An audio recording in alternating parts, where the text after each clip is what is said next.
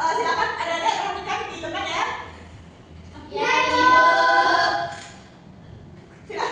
Silakan perhatikan di depan semuanya. Ya. Coba kalian amati sendiri dan perhatikan di depan. Yang ini kira-kira lingkungan yang kayak gimana? Bersih. Yang bersih kan? Ya. Kemudian yang ini. Berarti kan sudah ada lingkungan yang bersih dan tidak bersih. Nah, ada yang mau beri pendapat nggak terkait lingkungan yang bersih dulu nih? Ada nggak yang mau berikan pendapatnya terkait lingkungan bersih? Ada, Ibu. Nah, boleh ada di situ.